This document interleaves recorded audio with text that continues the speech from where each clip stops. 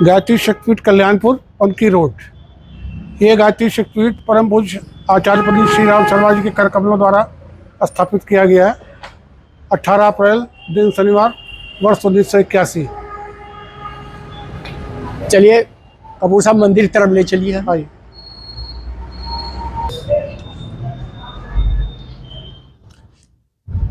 कपूर साहब ये बताइए इसके बारे में, मंदिर की स्थापना कब हुई और आपके कैसे राम जी से मुलाकात हुई? मैं अखंड ज्योत का एक पाठक था। मुझे अखंड ज्योत श्री प्रभुनाथ द्विवेदी जो भारतीय स्टेट बैंक में कार्यरत थे वो दिया करते थे। मैंने पत्रिका पढ़ने के बाद उनसे पूछा कि इसका लेखक कौन है, तो उन्होंने कहा आचार्य पंडित श्री राम शर्मा है। तो मैंने कहा मैं उनसे मुलाकात करना चाहता हूँ। तो उन्होंने कहा कि रविवार को किदवई नगर में श्री हरिप्रसाद जी शुक्ला जो कार्यवाहक कानपुर नगर के हैं गायत्री परिवार के, उनके घर पर एक संगोष्ठी होती है, वहाँ आपको चलना पड़ेगा। मैं उनसे आपका परिचय कराऊंगा। जब उन्होंने मेरा परिचय हरिप्रसाद जी शुक्ला से कराया तो उन्होंने संपूर्ण मेरे पर जानकारी प्राप्त करने के बाद कहा मैं इनकी आज ही परीक्षा लेता हूँ, अगर ये खरे परीक्षा में उतर गए तो मैं समझूंगा। तो मुझे उन्होंने एक पत्रक, सूचना पत्रक छपवाने के लिए दिया। दिन रविवार था और बोले कि आज मिल जाएगा। मैंने कहा हाँ मिल जाएगा। तो उन्होंने कहा कि सोच समझ लो आज रविवार है। मैंने कहा मैंने सोच लिया है, मिल जाएगा। मैंने उनसे पूछा कि कितने समय तक आपको इसको चाहिए, तो उन्होंने कहा मुझे शाम को 4 बजे तक मिल जाए। तो मैंने कहा ठीक है। मैं 3 बजे ही इसको छपवा कर उनके पास लेकर के पहुँच गया। तो उन्होंने मेरी पीठ थपथपाई और वो कहा कि मुझे ऐसा ही कार्यकर्ता गायत्री परिवार के लिए चाहिए था। तब से उन्होंने मुझे अपने पास उस तरीके से रखा जैसे कि व्यक्ति के साथ छाया चलती है। तो उन्होंने मुझे पूरा गायत्री परिवार के बारे में सिखाया, गुरुदेव के बारे में बताते रहे और अपनी जो साधना उन्होंने 1 वर्ष का पुरस्कार गायत्री का किया था उसके बारे में भी उन्होंने बताया। मैं उनसे काफ़ी प्रभावित था। तो मैंने उनसे कहा कि आचार्य जी से मुझे मिलना है। तो उन्होंने कहा कि शांति कुंज हरिद्वार में वो रहते हैं, आप वहाँ चले जाइए। मैंने कहा कि उनका पता मुझे दे दीजिए। मुझे उन्होंने पता दे दिया, लेकिन मेरे पास उस समय इतने पैसे भी नहीं थे कि मैं उनके पास जा सकूं। इसी बीच में मेरे एक मित्र राम प्रकाश जी पांडे जो भारतीय स्टेट बैंक में कार्यरत थे, उनकी धर्मपत्नी ने मुझे 250 रुपये दिए एक बड़ा ट्रंक लाने के लिए जिसमें रजाई गद्दा रखा जाता है। तो मैंने कहा भाभी जी ये पैसे अभी आप मत दीजिए, अभी तो जाड़े की शुरुआत है, अंतिम में जब आप रखेंगी तब आपको ला के हम दे देंगे, ये पैसे मेरे से खर्च हो जाएंगे। उन्होंने कहा यही दशा तो मेरे साथ भी है कि मेरे पास भी खर्च हो जाएंगे, तो भी रख लो। तो मैं उन्हीं के पैसे से टिकट अपना करा के और मैं शांति कुंज हरिद्वार आचार्य से मिलने के लिए चला गया। उस समय जो भी व्यक्ति की व्यक्तिगत समस्याएं हुआ करती थी उनको लिख करके ले जाना पड़ता था। तो मैं लिख करके ले गया था और मैंने गुरुदेव के चरणों में समर्पित कर दिया। उन्होंने कहा बेटा जब तू जाएगा तो मैं इसका समाधान बता दूंगा। मैं 5 दिन के लिए गया था। मैं रोज उन्हें प्रणाम करने के लिए ऊपर जाया करता था। प्रवचन के समय मैं उनका दर्शन करता था तथा व्याख्यान सुनता था।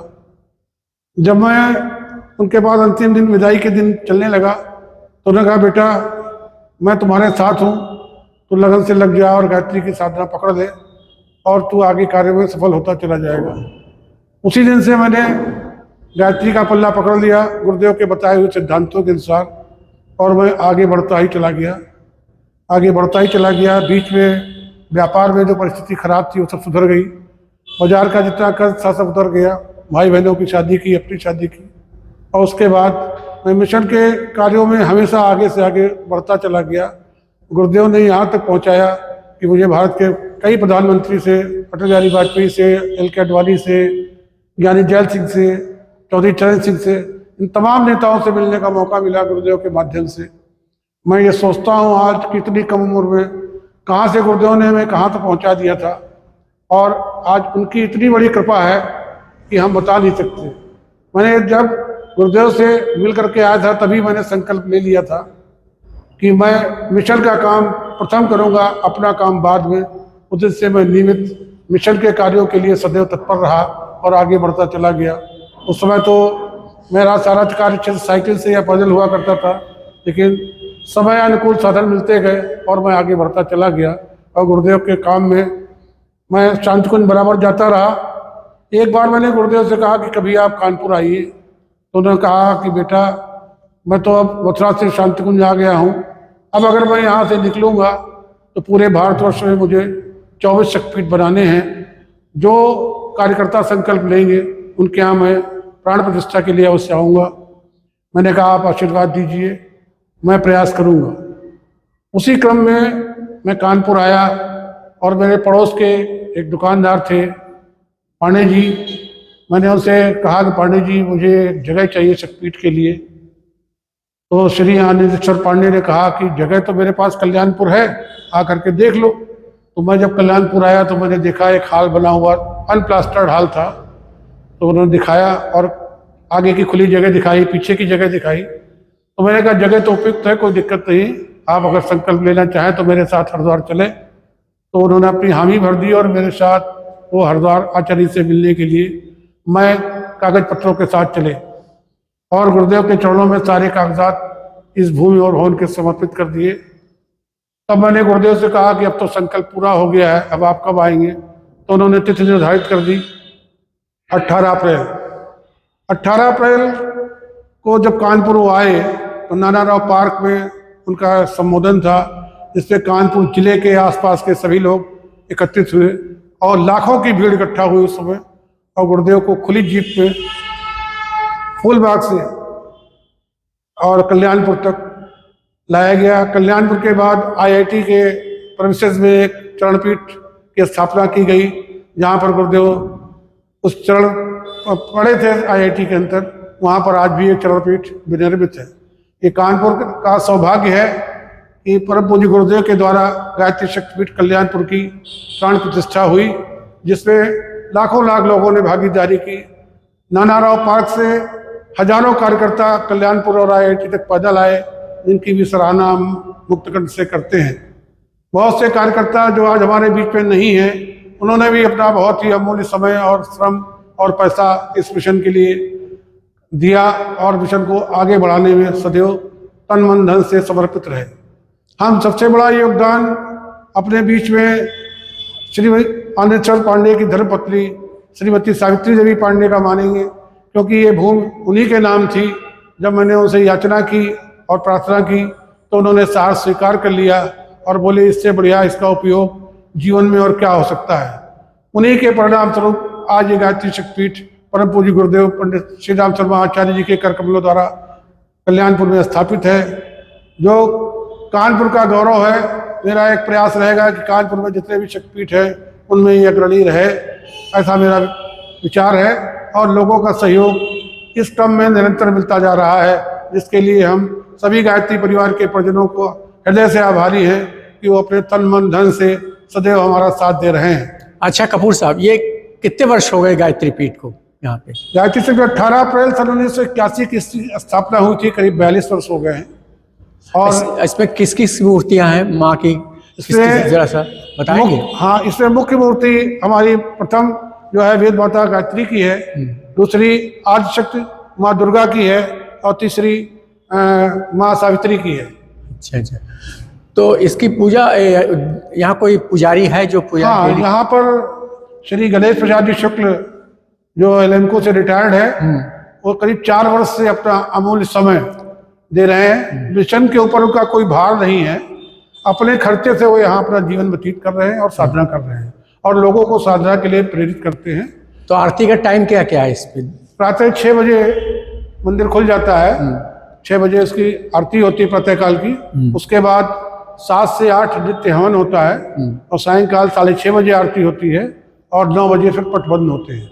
तो अच्छा, तो ये यहाँ पे भंडारा भी माँ के नाम से करवाते हैं आपकी? भंडारा जो हमारे मुख्य त्योहार है, बसंत पर्व है, गुरु पूर्णिमा है, इस तरीके के जो हमारे 5 बड़े बड़े पर्व पड़ते हैं, उससे हम लोग बृहद आयोजन करते हैं। और बीच बीच में हमारे यहाँ जैसे यहाँ पर अखंड जप चलता है, दीप यज्ञ होता है और हवन हमारे यहाँ 7 से 8 नित्य होता है प्रातःकाल।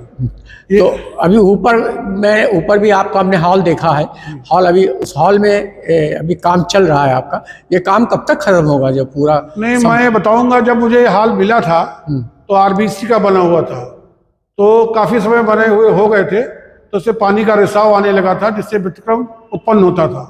तो हम लोगों ने इसको तोड़ करके जड़ से पूरा विनिर्मित किया है। केवल ये हमारी जो प्रतिभा स्थल है, इसको छोड़ करके सारा तोड़ करके बनाया है। और ये दिसंबर 2000 2023 से, इससे दिसंबर 2022 से निरंतर कार्य चल रहा है। और ऊपर भी एक हमने सभागार बनाया हुआ है बड़ा, और उसके ऊपर हम लोग कुछ कमरे बनाएंगे। तो वो किसके लिए बना रहे हैं, जो ऊपर जो कमरे 4-5 ठो आप बना जो रहे भी हैं? हमारे गायत्री परिवार के परिजन यदा कदा यहाँ आएंगे उनके ठहरने के लिए भी, अच्छा अच्छा। और उनको सारी सुविधाएं मिले, इसलिए हमने एक यहाँ किचन भी बनाया है जो भी सभी उपकरणों से सुसज्जित है। पूरी व्यवस्था है, लेटरिन बाथरूम भी हमने इंग्लिश और इंडियन दोनों बनाए हैं। इस तरीके से पूरी व्यवस्था रखी है कि किसी को कोई दिक्कत ना हो। अच्छा अच्छा। तो ये अभी यहाँ पे पुजारी के रहने की व्यवस्था आपने नहीं की, जैसे सुबह शाम रहे, उनको आने जाने की सुविधा है, यहाँ पे रहे? नहीं, वो हमारे यहीं पे रहते हैं। आजकल तो वो गए हुए हैं कुछ अपने ट्रीटमेंट के लिए पुणे। अच्छा अच्छा। वैसे वो यहीं रहते हैं। वहीं रहते हैं, उनका आवास भी यहीं पर है। तो उनका खाना पीने का कैसे व्यवस्था? खाना वो स्वयं बनाते हैं, एक समय भोजन करते हैं केवल। अच्छा, एक टाइम करते हैं? एक टाइम ही करते हैं। अच्छा अच्छा। तो ये पुजारी कब से यहाँ पे हैं, वो जो जिनका नाम यहाँ पे आरती? श्री गणेश प्रसाद जी शुक्ल हैं, जो 4 वर्ष से यहाँ निरंतर 4 वर्ष से हैं, सेवाएं दे रहे हैं अपनी। अच्छा। तो उनको कहाँ से आपने रखा कि ताकि आप जब मंदिर बनाने से पहले उनको? नहीं, वो हमारे संपर्क में तो बहुत पहले से थे। एलेमको में हमारे बहुत से परिजन कार्य करते हैं। अच्छा कानपुर में विभिन्न संस्थानों में, जैसे HL है, IIT है, एलेमको है, स्टेट बैंक है, तमाम से ऐसे मतलब संस्थान बड़े बड़े हैं जहाँ पर हमारे गायत्री परिवार के सैकड़ों परिजन हैं।